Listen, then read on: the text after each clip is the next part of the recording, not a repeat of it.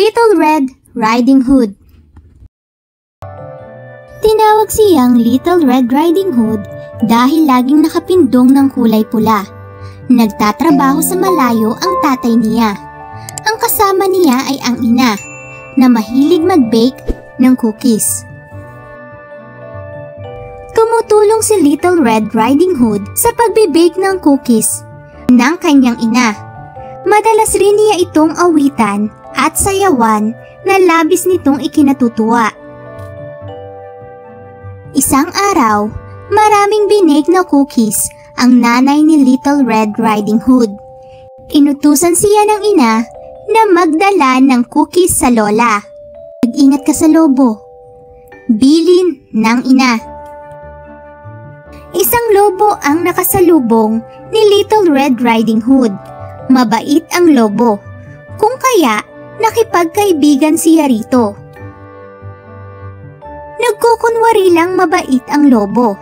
Ang totoo ay gusto na nitong kainin si Little Red Riding Hood. Napigil lang ito dahil may mga mangangahoy na nakatingin sa kanila. Saan ka pupunta? Magdadala po ako ng cookies sa lola ko. Saan siya nakatira? Doon po sa susunod na bayan. Ganun ba? Kung gusto mo, doon ka dumaan. Itinuro ng lobo ang kalsadang pinanggalingan. Pinakamalapit na iyon patungo sa bahay ng lola mo. Sinunod ng bata ang direksyong sinabi ng lobo. Hindi niya alam na niloko siya nito. Mas malayo ang daang iyon patungo sa bahay ng lola niya. Mas naunang nakarating sa bahay ng lola ni Little Red Riding Hood ang lobo. Sino yan? Si Little Red Riding Hood po. Pinapunta po ako ng nanay. Ginaya ng lobo ang boses ng isang bata. Nagulat ang matanda nang makita ang lobo. Nagsisigaw siya. Saklolo! Saklolo! Dinamba ng lobo ang matanda.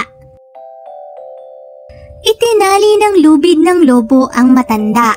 Pagkatapos ay nahiga siya sa kama at naghintay. Ang ibig niyang kainin ay si Little Red Riding Hood. Nagtaka si Little Red Riding Hood nang marinig ang boses ng lobo. Ang akala niya ay may sakit ang kanyang lola kaya iba ang boses nito. Pinalambing ng lobo ang boses. Itulak mo ang pinto at pumasok ka na, sabi nito. Habang pumapasok si Little Red Riding Hood, nagtakip naman ng kumot ang lobo. Naawa si Little Red Riding Hood sa matanda. Ang hindi niya alam ay ito ang lobo na nagkukunwaring lola niya. Ano po ang maaari kong gawin para sa inyo, lola? Tanong niya. Maupo ka sa tabi ko. Utos ng lobo. Umakyat si Little Red Riding Hood sa kama. Kinuha ni Little Red Riding Hood ang kamay ng lola para magmano. Nagulat siya nang makitang malalaki iyon. Lola, bakit po? Napakalaki ng kamay mo. Nagulat si Little Red Riding Hood nang mapansin ang mga mata ng kausap.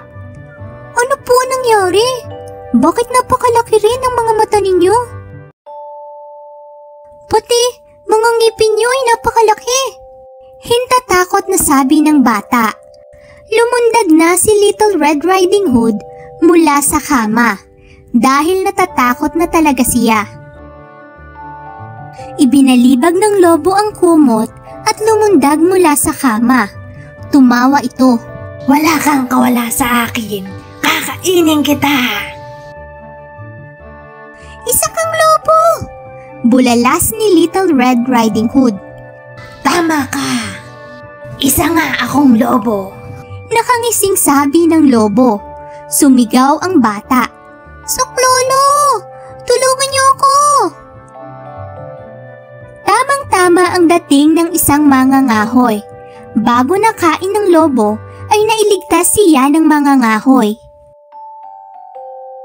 Dahil sa naging karanasan, mula noon ay nangako si Little Red Riding Hood na hindi na makikipagkaibigan sa isang lobo, kahit kailan. Thank you for watching. Please subscribe.